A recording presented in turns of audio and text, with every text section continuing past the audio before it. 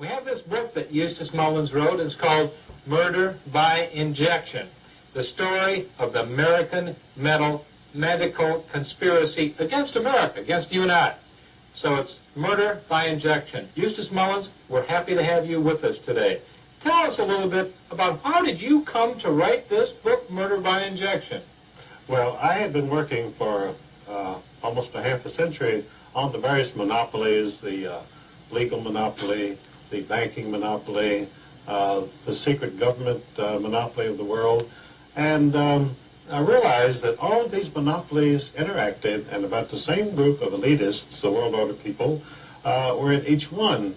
But I had not paid much attention to the medical profession. I thought, well, these are doctors who are curing people. They work in the hospital long hours, you know, and they're probably a public asset. And I thought that simply because I hadn't had any contact with them, fortunately for me. And other people who have had contact with them had a different view. Either they were furious, or they were disgusted, or they were dead. And so this was the status of the people who employed the medical profession in the United States, the average American citizen. And the doctors, during this period, as part of the drug trust and the medical monopoly, had various instruments furnished to them by the other monopolies. For instance, the oil monopoly of John D. Rockefeller at Standard Oil had gone into the petrochemical business, and through extensive research they had developed certain medications which they called wonder drugs, and the public, as they took these drugs, they would wonder what was going to happen to them. That's why they were wonder drugs. Others were called miracle drugs. They were called miracle drugs because if you took them and you survived, it was really a miracle. So this was the contribution of the monopolists to the medical monopoly. And the only thing that these drugs had in common was that they were enormously expensive. Now, in contrast, most of nature's remedies are enormously inexpensive. They're available, they're abundant, they're cheap, which means that the medical monopoly did not want you to use any of these medications. They wanted the greatest achievement of the modern drug trust was the invention of the $1,000 pill. They have now they have one pill which costs $1,000, which you use in cancer and various things. And nature, unfortunately, has never learned how to make a $1,000 pill. So obviously, nature is no good as far as the medical monopoly is concerned. Well, tell us a little bit, just before we get into that also, there's a difference between homeopathic medicine and allopathic, and that's part of what we're discussing also. Tell us a little bit about that, if you would, Eustace Mullins. Well, what you're talking about is a historic situation. In the 19th century, most Americans thrived on what is called homeopathic medicine, which is mostly naturopathic remedies available through nature in abundance at low cost. Well, the medical monopoly, which was formed in 1847 as the American Medical Association, they didn't like this. They thought, how are doctors going to get rich, and how are we going to control the people through the medical monopoly when they can go to these homeopathic people and get these remedies at very low cost? So the first plank of the AMA was, we will never allow any homeopathic physician to become a member of the AMA, and they never have. So, but the AMA was still in the minority. So around the turn of the century, John D. Rockefeller realized there were great potentialities of profit in the medical industry, and so he took over the medical profession. Now you say, how could anybody take over the medical profession? Well, first you have to have a lot of money, and second you have a lot of power. Well, he had both, and he did. So he revamped the entire medical system of treatment of the people of the United States, which had been homeopathic. He switched it over to allopathic medicine, which is a different type of practice, originating in Germany. And the great attraction of allopathic medicine is it relies on radical surgery. I mean, if you can't cure it, cut it off. And the heavy use of drugs, because when you're having your limbs cut off, you need a lot of drugs because it's very disturbing. And lengthy hospital stays, none of which are features of homeopathic medicine. It's entirely the reverse. So by taking over the medical industry in 1910, through studies which he made through the Carnegie Foundation, John D. Rockefeller emerged as the kingpin of the medical monopoly in the United States. And he now presided over an allopathic system of medicine controlled through every legislature by accreditation of hospitals, control of physicians, control of medications, and which is essentially what we have today. So from 1910, when this change was effected, right to the present day, the cost of health care has multiplied astronomically in the United States to the point where it is no longer available to most American citizens. So how did they counteract this? When they got us to the point where the average working man could not afford hospital care or the allopathic system of treatment, they set up an insurance industry, medical insurance.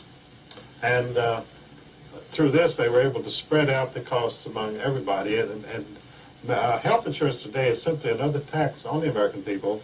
In fact, it functions through the Social Security system as a tax on the recipients of Social Security. They say, well, now that you've reached your senior citizen state, you have Social Security coming in, so then they jerk back a good portion of it as Medicare costs, which they raise every year. And so eventually, probably, Social Security and Medicare will be equal, so you'll get a check every month, which will be 000. They say, well, here's your Social Security check, but we've deducted your Medicare costs, and so now you get zero. And it's funneled into the Rockefeller-style monopoly, whoever is involved in it. All of the money from the health industry goes into the medical monopoly and the drug trust. Interestingly enough, the Rockefellers control every major drug company in the world, and now when I say control, I mean directly. They have, among the directors and officials of each of the 18 largest drug companies in the world, they have men from Chase Manhattan Bank, from the Exxon oil company, and so forth. So they're right there. The names, I have all the names in my book, Murder by Injection. And with this kind of control and the monopoly, they have been jacking up the health costs on the American people monthly, not yearly, but monthly. Mm-hmm. Well, $666 billion last year. That was a lot of money for this country to spend on health, and we're spending twice what many of the free world countries are spending. Japan and Germany were almost spending twice. And you say that this is part of the monopoly, and that's part of the reason that we're spending so much? Well, actually, we're not spending it. The money is being stolen. The Washington Post carried a story not long ago in which they pointed out that the hospitals and the AMA physicians, and I'm not talking about quacks or cranks or fly-by-night people, I'm talking about the medical establishment, is stealing directly $77 billion a year in health costs from the American people. And does the Washington Post offer any solution to this? No, they say by 1995, the amount of theft will be more than $100 billion a year, stolen directly, plus all the other money that they get. That's, ladies and gentlemen, that's why we're $4 trillion in debt. That's part of it anyway. So let's talk about the Hippocratic Oath, or maybe the Hypocrite's Oath, and Galen and Dr. Robert Mendelsohn. But what about the profits of cancer? Let's go into that, Eustace. How has cancer become profitable for people? Well, you see, the medical industry, just like any other industry, they go for the big-ticket item, and cancer is a big-ticket item. I think the average cost of treating cancer is $120,000. And the interesting thing about it is when you go to a doctor and he says, oh, you have cancer, they say, I really can't do anything for you, but I'm going to give you a lot of treatment. It's going to cost you a lot of money and a lot of pain. Your hair is going to fall out. You're going to wish you were dead, and sooner or later you will be. But meanwhile, we'll get all your money. This is called cancer treatment in the United States. How did this start? How did this come about? Let's talk about radium before, because I think radium was one of the first cures, supposedly. Who developed the radium treatments? And tell us a little bit about that, if you would, Eustace Mullins. Well, you know, there's a Frankenstein, Dr. Frankenstein aspect to modern medicine, where you have all of these mysterious machines throwing out various beams of light and radiation and so forth. And the person who's doing this, of course, is hopelessly insane. And when you go into modern treatment, you pretty much find that you're in a Frankenstein environment. And you have to be pretty much insane to well, participate. you wish you were insane, because if you're still conscious, it's pretty hard to endure what they put you through. And so modern cancer treatment originated with a doctor from South Carolina named Sims. And Dr. Sims apparently was just a common run-of-the-mill sadist. And he liked to operate on people not because he wanted to cure anything, but just to be cutting them up and, you know, having good, clean fun. And so the people in South Carolina, after they got onto him, they wouldn't let him touch them anymore. So he was reduced. He had to go and buy a slave girl. This is before the Civil War. He had to buy a slave girl for $500 so that he could cut her up. And then the people in the area were so outraged by what he was doing that they ran him out of town. So he went to New York, where his peculiarities would be less obvious, and he started a cancer hospital up there, and which was called Women's Hospital, and this was financed by a very wealthy lady named Melissa Phelps Dodge of the Phelps Dodge fortune, a great mining fortune. And so he ran this hospital for a while, and again the rumors started to creep out that there was a lot of torture and sadism going on in this hospital. I mean, you know, he didn't give up all of his fun just because he went to New York. That's where you go to have fun. And so he was going great guns. And so everybody at the hospital rebelled and said, get rid of Dr. Sims or we aren't coming back here anymore. Well, his wealthy patron, you know, they don't like for their lackeys to be criticized. So she ignored them all, and he continued. And this hospital later became Memorial Hospital, and then it was financed by a relative of hers named James S. Douglas of the Phelps Dodge Mining Corporation, and he was called the Copper King. Well, in his mining interests in Arizona, he had come across a lot of uranium, which he also mined, and he became fascinated with the possibilities of radium as a treatment of various diseases. So he experimented on his wife and daughter until they both died of radium poisoning, and he continued to experiment on himself, and he also died of radium poisoning. And so Memorial Hospital then was continued. The fact that all these people had died didn't discourage the doctors at all. I mean, the fact that the treatment kills you never has discouraged any doctor yet. And in fact, they say, well, he got a lot of relief, didn't he? And so then it became from Memorial Hospital, the name changed to Sloan Kettering after the great two automobile manufacturers, Alfred P. Sloan of General Motors and Charles Kettering, who invented the battery and the electrical system of the automobile. And their fortune was funneled into this Memorial Sloan Kettering Hospital, which became the center of cancer treatment of the entire world. I call it the Cancer Mausoleum there in New York City. And it looks like an old Egyptian mausoleum. So even though it had the names of Sloan Kettering on it, it was taken over entirely by the Rockefellers. Lawrence Rockefeller's on the board, and various of their people from Chase Manhattan Bank. When you read, and I have the list of directors of Sloan Kettering in my book, each one of them has a direct Rockefeller connection. All the cancer treatment in the United States stems from the work done at Sloan Kettering. And it's still principally based on radiation and on chemotherapy and radical surgery. And in fact, they had one treatment there which consisted of chopping the whole lower part of the body off on the theory that that would stop cancer. Well, everyone they tried this treatment on died, so Even to stop cancer, right? Well, they say the operation was successful, but the patient died. That's modern medicine. And like they say, you lose a few and you win a few. Anyway, Sloan Kettering is the great cancer hospital, and the fact that it goes back to this lunatic named Dr. Sims doesn't bother them one bit. Well, tell us a little bit about the difference today. What is chemotherapy, and can chemotherapy be helpful under certain circumstances? Well, the theory behind all cancer treatment of the medical monopoly and the drug trust is that you destroy the offending cell. A cancer cell is a cell which supposedly has run amok and begins to grow wildly throughout the body, and it shuts off normal cells and kills them, and that's how you die of cancer.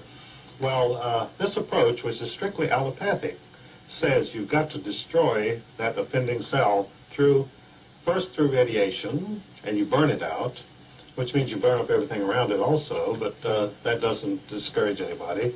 And secondly, through chemotherapy, you find some very strong chemical which can be injected into the body. It'll go right to the offending cell and destroy it, and of course it also destroys everything around it.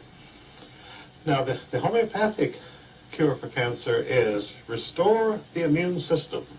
In other words, the body can control cancer through its own native resources, its inner resources of isolating the offending cells and then destroying them or letting them starve.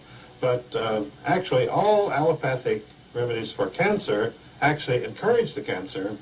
For instance, they always make exploratory surgery. Well, in cancer, once you cut anywhere in the flesh, the cancer will go throughout the entire body. The cancer cells just say, boy, what an opportunity. We can go everywhere now through this surgery, and so they do. So that's why they say in cancer treatment, oh, they opened him up and looked at him and said it's hopeless and sewed him back up. And that's exactly what happens, because once you cut into a cancer patient, he's gone anyway. So one of the great causes of the spread of cancer in the United States is our exposure to carcinogenic systems, mainly chemicals and pollutions in the air. So the allopathic system, the Rockefeller system of controlling cancer, once you have introduced carcinogenic substances into the system and you begin to have cancer, then their solution is to introduce even more carcinogenic substances into the system, which they call chemotherapy. And of course the patients die there too. And the great illustration of the success of chemotherapy was a very famous Senator, Hubert Humphrey, who had been vice president, and he developed bladder cancer. And so they treated him for about a year and a half, and they said, what a great success it is that we're having with Senator Humphrey with chemotherapy.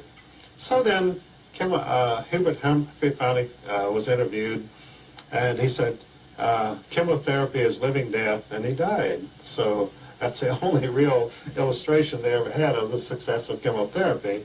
And he denounced it. He had breath enough to denounce it before he died, because he had really been through misery like no human being should ever be subjected to. But not only do you have carcinogenic substances and pollution, but you also, a lot of the spread of cancer is due to the fluoridation of the water in our public supplies, which of course was done through the Chase Manhattan Bank and the Alco Aluminum Trust. And not many Americans realize that the water systems of our major cities were fluoridated in the 1950s because the head of the Public Health Service was Oscar Ewing, a former chairman of the Democratic National Commission, who was then giving a high-paying job in Washington, a federal security agency, under which the Department of Health and Human Services functioned. And he had been a former attorney for the Aluminum Corporation of America, and they had this problem of disposing of the sodium fluoride, a byproduct of the manufacture of aluminum. It was very expensive. It was probably the most dangerous toxic substance known in the United States. And so they said, we've got to dispose of this somehow less expensively. And someone came up with the notion, and I call it a notion because there's never been any evidence for it, that if you put sodium fluoride in the water and a child under the age of 8 drank it, he would never have any cavities.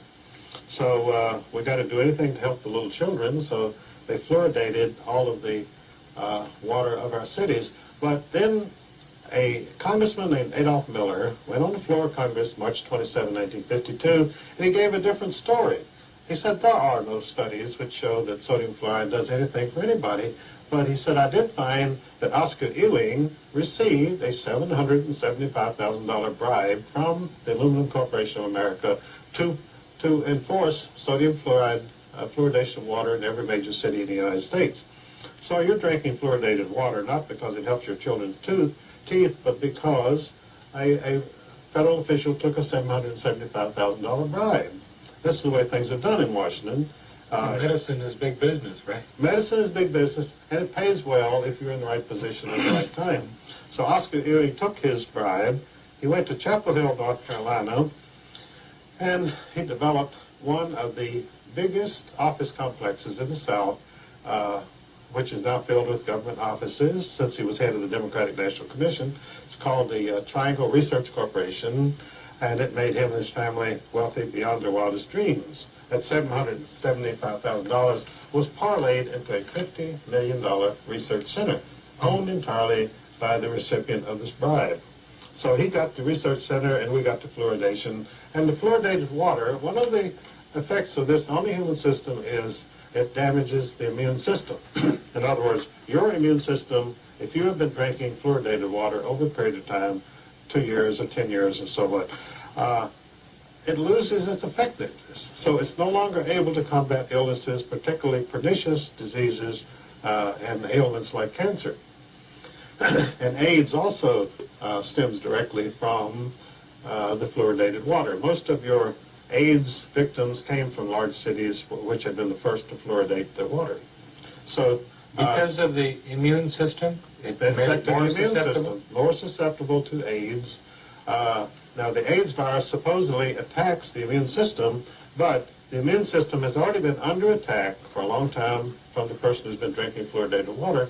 So, really what has happened when you get HIV virus is that it attacks an already weakened immune system.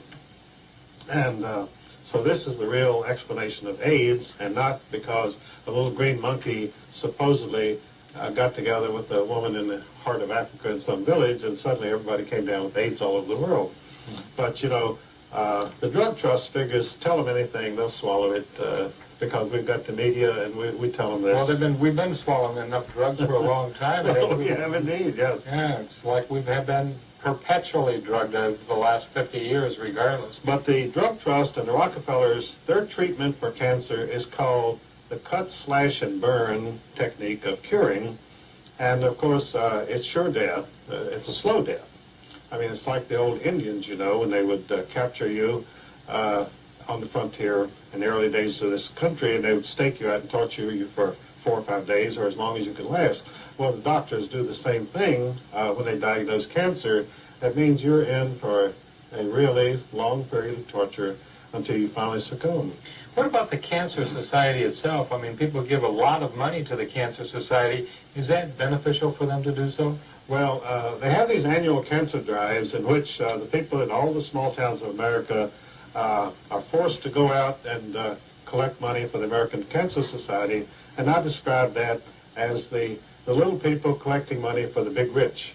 American Cancer Society is a big rich organization, and if you remember that it was founded at the Union League Club in New York City, the wealthiest club in New York, by John D. Rockefeller, Jr. See, John D. Rockefeller, Jr. was a great philanthropist, and he said, we're going to do something about cancer, so I am founding and I'm putting up the money for the American Cancer Society. See, the Rockefeller family has had a long-term commitment to cancer. See, the founder of the dynasty, old John D.'s father, William Rockefeller, was a carnival sideshow barker who sold bottles of mineral oil for $5 a piece, and he advertised himself as the great cancer specialist.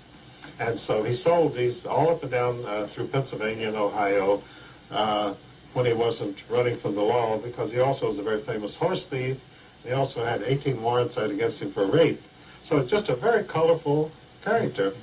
And so John D. Rockefeller, his son, was just the opposite, because he was so horrified by his father's escapades, that he led a very bourgeois life, very quiet, very good family life, and devoted himself to making money. But he found out that at least his father had one asset, and that was that making money through cancer cures was a surefire thing. So the Rockefeller family today is the dynasty which is behind all the cancer treatment in the United States through the Sloan Kettering Cancer Mausoleum of New York City. Well, what would you do, Eustace, if one of your very, very close relatives or friends had cancer? Would you just, where do you go? Do you go to the hospital? Do you have a checkup, or do you eat apricot juice, or what? Well, I have a relative that has cancer. Has had it for 5 years. And unfortunately, he went the whole route. First, he had 25 radiation treatments. Then he had 34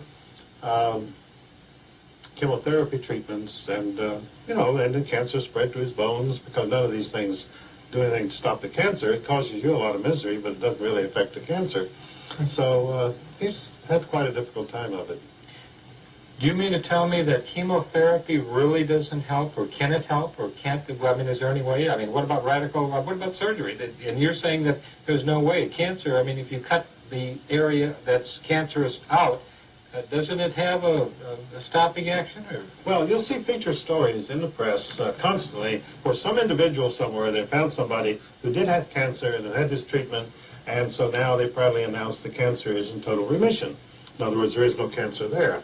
And unfortunately, this is what the medical monopoly itself calls anecdotal medicine.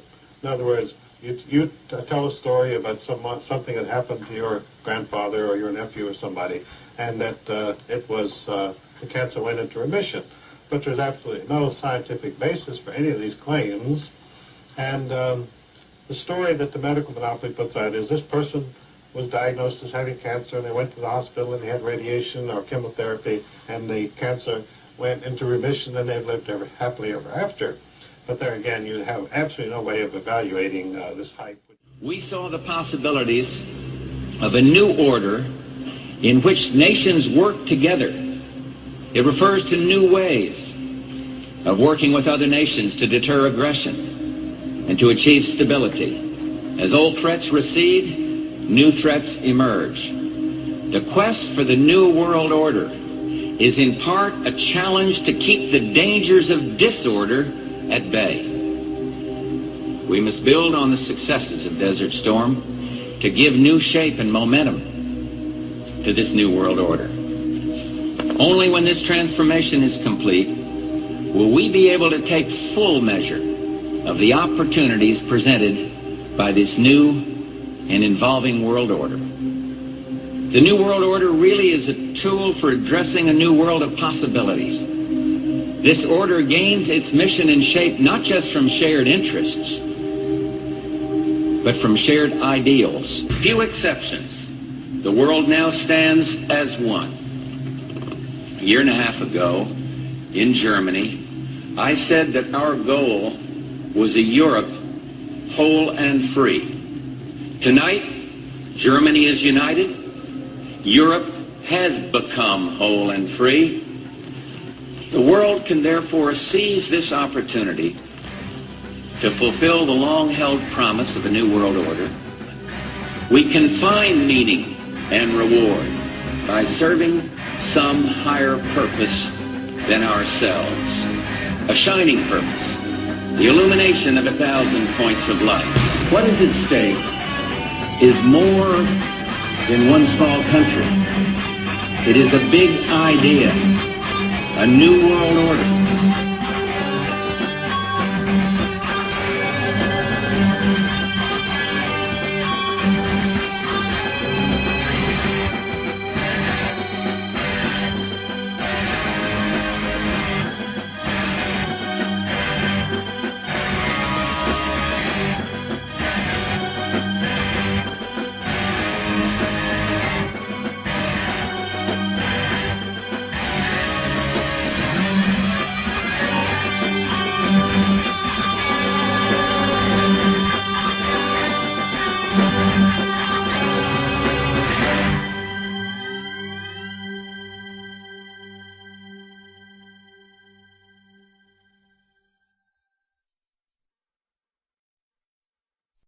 Did not want you to use any of these medications. They wanted the greatest achievement of the modern drug trust was the invention of the $1,000 pill. They have now they have one pill which costs $1,000, which you use in cancer and various things. And nature, unfortunately, has never learned how to make a $1,000 pill. So obviously, nature is no good as far as the medical monopoly is concerned. Well, tell us a little bit, just before we get into that also, there's a difference between homeopathic medicine and allopathic, and that's part of what we're discussing also. Tell us a little bit about that, if you would, Eustace Mullins. Well, what you're talking about is a historic situation. In the 19th century, most Americans thrived on what is called homeopathic medicine, which is mostly naturopathic remedies available through nature in abundance at low cost. Well, the medical monopoly, which was formed in 1847 as the American Medical Association, they didn't like this. They thought, how are doctors going to get rich, and how are we going to control the people through the medical monopoly when they can go to these homeopathic people and get these remedies at very low cost? So the first plank of the AMA was, we will never allow any homeopathic physician to become a member of the AMA, and they never have. So, but the AMA was still in the minority. So around the turn of the century, John D. Rockefeller realized there were great, well, these are doctors who are curing people. They work in the hospital long hours, you know, and they're probably a public asset. And I thought that simply because I hadn't had any contact with them, fortunately for me. And other people who have had contact with them had a different view. Either they were furious, or they were disgusted, or they were dead. And so this was the status of the people who employed the medical profession in the United States, the average American citizen. And the doctors, during this period, as part of the drug trust and the medical monopoly, had various instruments furnished to them by the other monopolies. For instance, the oil monopoly. We have this book that Eustace Mullins wrote. It's called Murder by Injection, the story of the American medical conspiracy against America, against you and I. So it's Murder by Injection. Eustace Mullins, we're happy to have you with us today. Tell us a little bit about how did you come to write this book, Murder by Injection? Well, I had been working for almost a half a century on the various monopolies, the legal monopoly, the banking monopoly, the secret government monopoly of the world. And I realized that all of these monopolies interacted, and about the same group of elitists, the world order people, were in each one. But I had not paid much attention to the medical profession. I thought John D. Rockefeller at Standard Oil had gone into the petrochemical business, and through extensive research they had developed certain medications which they called wonder drugs, and the public, as they took these drugs, they would wonder what was going to happen to them. That's why they were wonder drugs. Others were called miracle drugs. They were called miracle drugs because if you took them and you survived, it was really a miracle. So this was the contribution of the monopolists to the medical monopoly. And the only thing that these drugs had in common was that they were enormously expensive. Now, in contrast, most of nature's remedies are enormously inexpensive. They're available, they're abundant, they're cheap, which means that the medical monopoly